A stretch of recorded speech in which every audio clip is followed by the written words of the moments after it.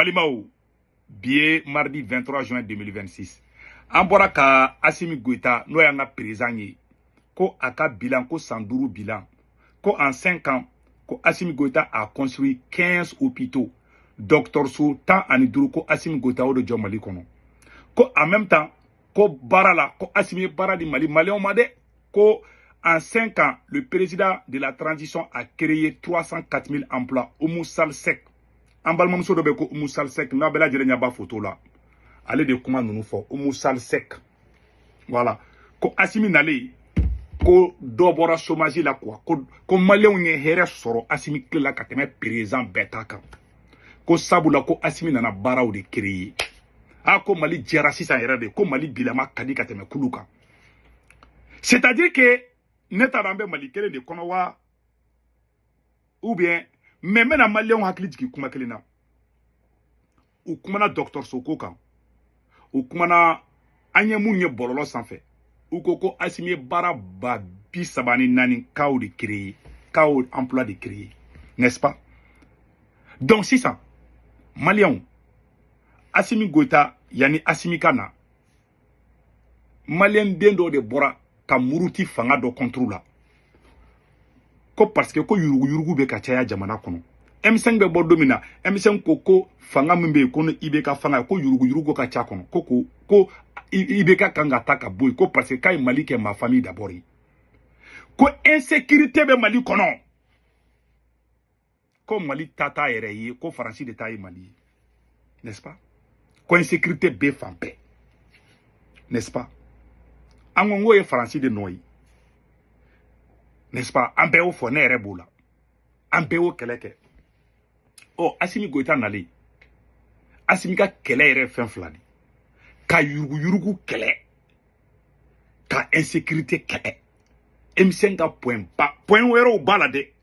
point wɛrɛw bɛ M5 ka kɛlɛ la mais point belebeleba fila mun bɛ yen o ye ka yurugu kɛlɛ parce que ni yurugu kɛlɛ la jamana bɛ diya ani ka fanga ta ka kɛ i yɛrɛ ka famille d'abord ye an ye IBK kɛlɛ surtout don min na Karim Keita ni Sunkuruw yera ka IBK ka fanga yɛrɛ ka maliyɛnw na muruti ka fanga di M5 ma Karim Keita ni musow photo yele u bɛ dɔn na boîtiw ni fɛnw na maliyɛn bɛɛ murutira ko ka IBK gɛn ko parce que ko IBK den ye Mali kɛ jɛnɛya yɔrɔ de maliyɛn bɛɛ murutira karamɔgɔ ɲuman bɛɛ bɔra kan tɛ IBK fɛ n'est-ce pas o kɛra bɛɛ lajɛlen bɔr'o kalama ale Assimi Goïta mun nana kana sigi IBK place la u wasolan kun ye mun ye kan ye Kidal sɔrɔ n'est-ce pas Kidal perdr'u bolo deuxièmement carburant pour que carburant kɛra i n'a fɔ sanu de ni carburant bɛ don bi fo maliyɛnw bɛ tɛgɛrɛ fɔ ka IBK to yen carburant bɛ don mɔgɔ t'a dɔn ko carburant yɛrɛ donna ka IBK to yen sira kun tigɛlen tɛ ka IBK to yen tero u ma tile kelen an m'a mɛn k'u nana ka na Bamakɔ minɛ an m'a mɛn ko Mali aéroport attaquera ka IBK to fanga la an m'a mɛn ko a Bina Jara bɔra ko maliyɛnw tɛ bɔ Bamakɔ da fɛ ka IBK to fanga la an m'a mɛn ko Kayi sira tigɛra an m'a mɛn ko Bamakɔ siraw tigɛra an m'a mɛn ko bisiw jɔlen filɛ nin ko tero ko bisi tɛ bɔ Bamakɔ ko ka taa Kayi ka IBK to yen o ma kɛ ale tile la insécurité juguyara ka tɛmɛ depuis Ala ka Mali da a ɲɔgɔn insécurité ma don c'est-à-dire que u ka nin bilan ne nafa jumɛn bɛ nin fɔli la nin wagati la e yɛrɛ nana mun y'a to maliyɛnw bɔra e ma kariya ka coup d'état kɛ IBK la maliyɛnw de bɔlen ka kɛlɛ kɛ e ye coup d'état kɛ IBK la maliyɛnw bɔlen de ka kɛlɛ kɛ aw nana maliyɛnw ka kɛlɛ ta k'aw bɛ n'o baara kɛ mais aw m'o kɛ an ye IBK kɛlɛ ko parce que Karim bɛ ka Sunkuru tigɛ Assimi Goïta nana ka Sunkuru yɛrɛ ta siɲɛ kelen ka marché bɛɛ d'u ma n'o ye Batulu Ɲangi ye c'est-à-dire que ka Batulu Ɲangi yɛrɛ k'a ka parti politique ye ka bɛɛ kɛlɛ ka révolutionnaire kɛlɛ donc tu as échoué c'est-à-dire ɲɔgɔn président kolon ma deli ka sigi depuis Ala ka Mali da u bɛ nkalon tigɛ malo tu la ne yɛrɛ dɔ ka commentaire dɔ ko je suis certain que la dame Oumou Salsek a été formée par Boubou Mabel Diawara a y'a kɛ Ala kama ka taa commentaire kalan ne ye commentaire kalan ne yɛlɛla fo ka n kɔnɔ dibi ne tun kan ka nin vidéo kɛ depuis kunu bilahi ne tun bɛ min vidéo kɛ yɛlɛ tun bɛ tilan ne la ça ne yɛlɛla di c'est-à-dire nin ye ka don kɔlɔn kɔnɔ ka bo ci ka kɔlɔn c'est-à-dire ka don so kɔnɔ ka bo ci o kasa bɛ don i yɛrɛ de nun na c'est-à-dire yɛrɛ nɛgɛ dan ye kɔlɔn ba bo ci ye nin kɔrɔw di a cɛ aw bin cogo juguyara koyi don o don bɛ bɛsi kura de créer Kidal filɛ ni tero bolo hali ni k'i kunkolo la maga ay Asimi ye Kidal libéré adamaden man ka kafa ka yada Kidal bɛ niveau min na bi a man di ne ye dɛ hali sini Kidal ka sɔrɔ a ka di ni Segu Tunkara ye ala ɲɛ bɛ bɛn ŋaninge la mais aw ka sababu juguya aw ka fanga minɛ ko juguya a ye maliyɛnw de k'aw fadenw ye ka ɲina ka terow kɛlɛ an bɛɛ de kun kan ka fara ɲɔgɔn kan ka terow kɛlɛ minnu yɛrɛ bɛ ka fara aw kan ka terow kɛlɛ n'olu man di aw ye aw bɛ tila ka ngalon tigɛ k'o nɔrɔ olu la k'olu ye Mali nafolow suɲɛ a ye Ben le cerveau don kaso la k'o ye terow de a ye Choguel Maïga don kaso la k'o ye Mali nafolo suɲɛ c'est à dire minnu yɛrɛ kɛlɛ kɛ ko ka terow kɛlɛ minnu yɛrɛ kɛlɛ kɛ ko ka yuruyugu kɛlɛ aw kɛra k'o ngalon tigɛ kelen tigɛ ka na o mɔgɔ kelenw na k'olu don kaso la mɔgɔ minnu yɛrɛ kun bɛ ka fanga kɔrɔ sinsin ka na n'o mɔgɔ kɔrɔw ye o perebu fɔlɔ filɛ nin ye et puis an ka jan ka ɲɔrɔ lamɛn fɔlɔ fɛn fɛn ka mɔgɔ i ma nkalon tigɛ la transition funteni n'a y'i ja a fɔ ko o kuma na cɛ 100,000 a fɔ dɔrɔn ko nin ko ba 100,000 kɛra min tiɲɛ tɛ hali n'o ye neni tɛ dɛ hali n'i y'o si fɔlɔba dɔ kana si jɛ k'o ta bomasi jɛma ma k'o fɔ a bɛɛ lajɛlen nin kuma nin mɛn Bubu ye nin fɔ a mɛnna dɛ ko ni bɛ fɛ ni sɔrɔsiw ka kɛ Bubu Mabel filɛ nin ye Bubu b'a mago dɔn dɛ Bubu di ne Segu Tunkara Bubu de la ka fɔ ne Segu Tunkara na ka ko n'an bɛ fɛ ka fɛn sɔrɔ sɔrɔsi ninnu bolo o ka sɔrɔ a wagati ne bɛ to ka sɔrɔsiw critiquer an bɛɛ kun bolo Bubu Mabel ko ne ma ko kɔrɔ k'i k'i ka sansi tiɲɛ ko ninnu tɛ se ka Mali jɔ k'i b'i ta de ɲini ninnu kɛrɛfɛ dɔrɔn a banna i b'i madaw ye n'u ye fɛn fɛn fɔ i bɛ sɔn u bɛ fɛn bɛɛ d'i ma Bubu y'a fɔ na ne ko Bubu ko ne ka yɛrɛma hɔrɔn tɛ se ka ne balo la mun ne tɛ se ka kɛ Bubu Mabel ba balolen bɛ a ka k'ale kɔrɔ ne la n ye nkalon tigɛ Bubu ko ne ma a ye ni kuma kelen min fɔ a y'a fɔ ne yɛrɛ ɲɛna a ɲa ni ne ɲa ne taalen Mali la ne ka hôtel la Bubu y'a fɔ ne na k'i filɛ ko y'i minɛ ko parce que k'i delila k'u sɔsɔ ka tɛmɛ ne bilalen kɔfɛ Bubu Mabel ko ne ma k'ale bɛ conseil mun di ne ma k'ale ni sɔrɔsi ninnu ko u y'u tɛgɛ di Ala ma ko ne ka bɔ ka tɛgɛrɛ f'u kun ko n bɛ fɛn bɛɛ sɔrɔ n'u ye k'i b'i mada ninnu ye de k'ale ye mun faamuya sɔrɔsi ninnu na k'an ninnu sɔsɔ k'an ka t'u kɔ ne ko Bubu ne tɛ se k'o kɛ n ko peut-être n ko à la longueur n ko ne ni sɔrɔsiw tɛ bɛn a la a ye kuma kelen mun fɔ a ye nin kelen de fɔ ne ɲɛna awa o de bɛ ka kɛ bi awa ne t'o la voilà la vérité ne b'a fɛrɛ ka sa wallahi ne tɛ fara janfa kan Bubu bɛ janfa de la e ma a bɛ nkalon tigɛ a b'a dɔn a bɛ ka nkalon tigɛ awa o ka d'u ye fana Bubu b'a ta kɛ a b'a ta nin sɔrɔ awa u bɛ taa ni ɲɔgɔn ye a banna c'est tout aw ko k'a ye dɔgɔtɔrɔso 15 jɔ o lycée yɛrɛ bɛ yɔrɔ jumɛn fɔlɔ dɔgɔtɔrɔso 15 lycée bɛ min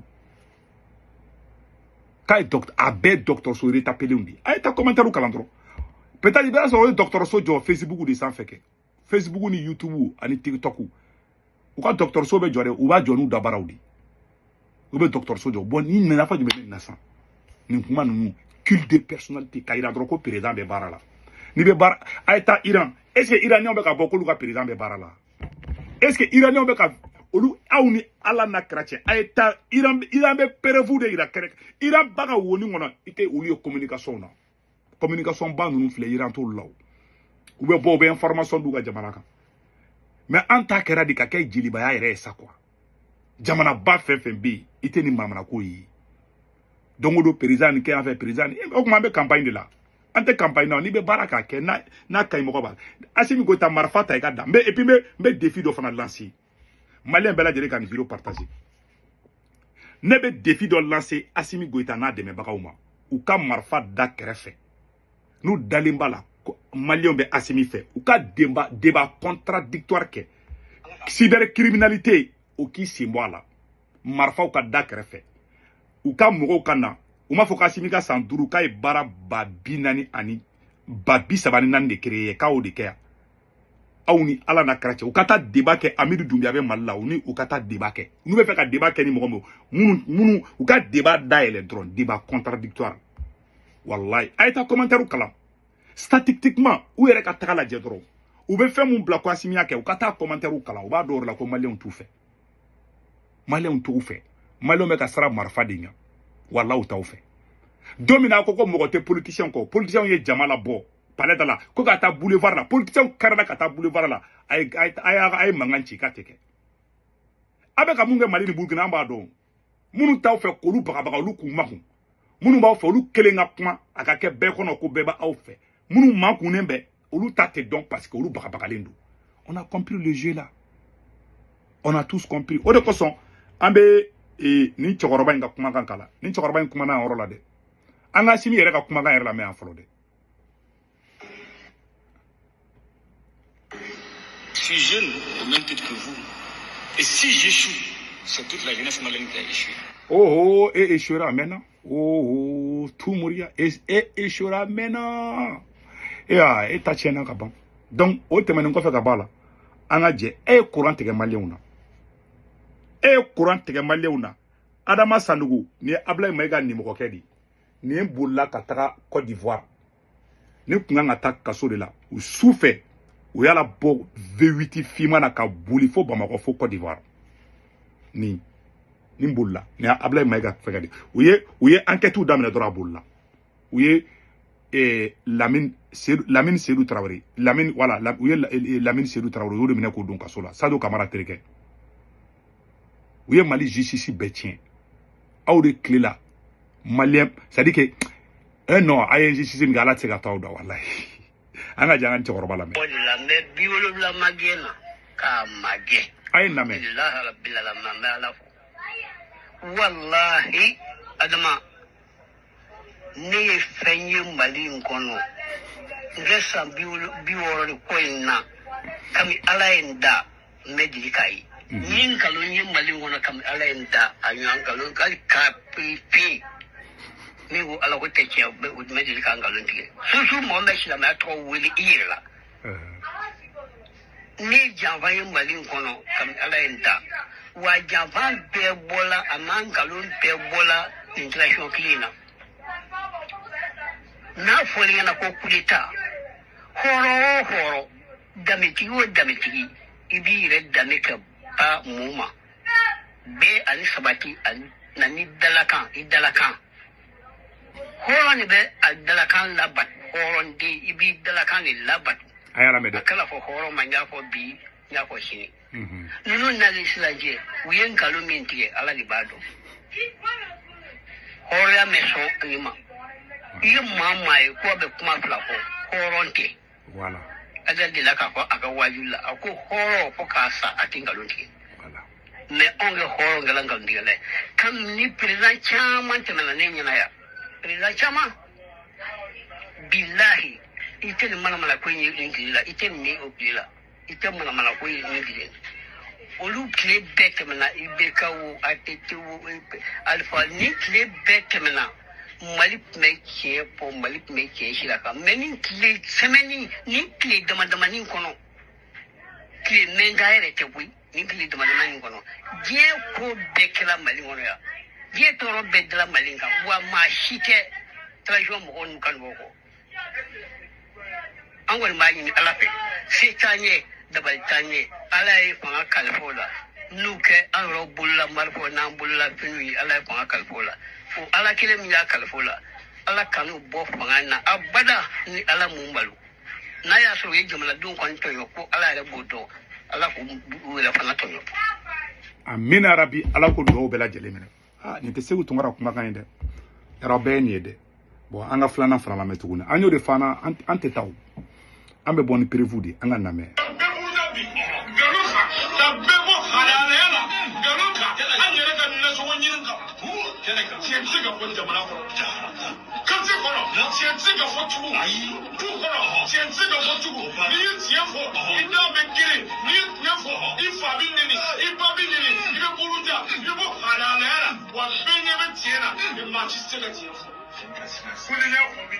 voilà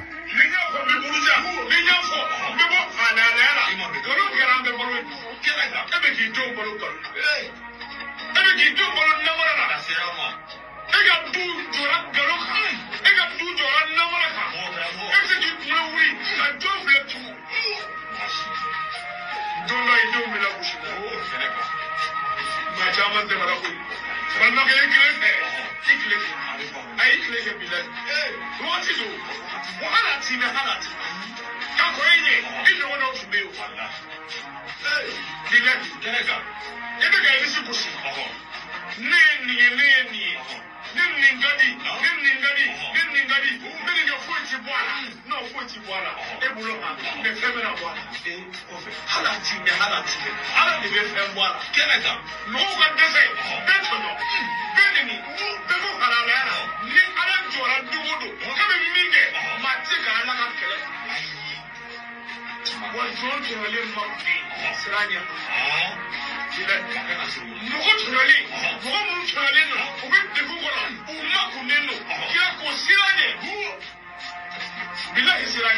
Ma frère.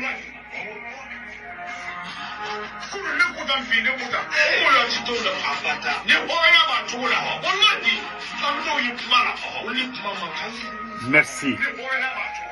Voilà. Abefle. Au début d'ici gauchi. Ambe kan moge o nyogoda siye ante tubabu fe ambe kan farafina dambe tien fodi farafina dambe o ye dalakan bato di farafina dambe o ye horonya di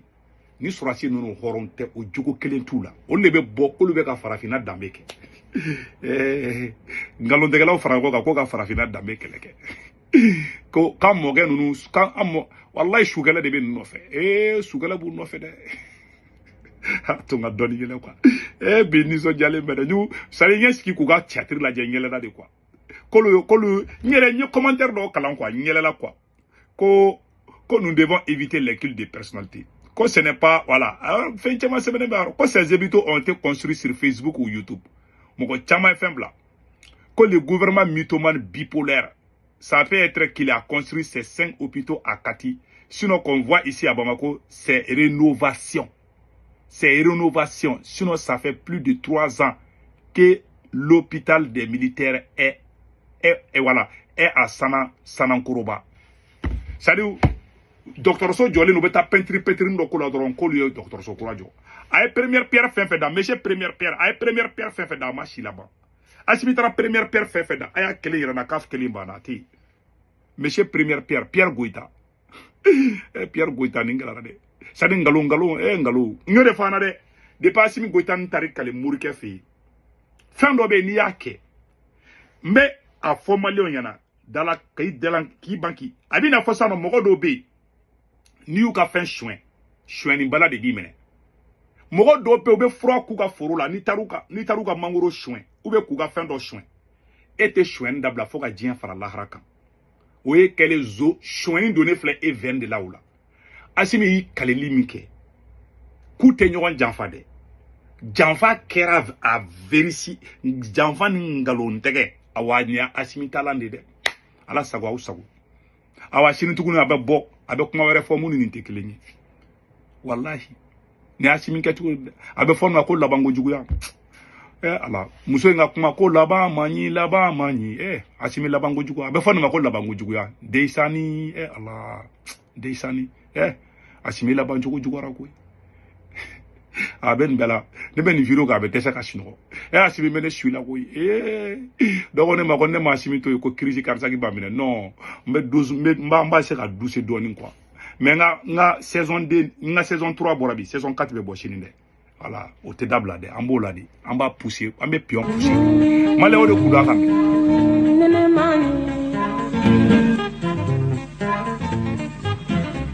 Mm-hmm.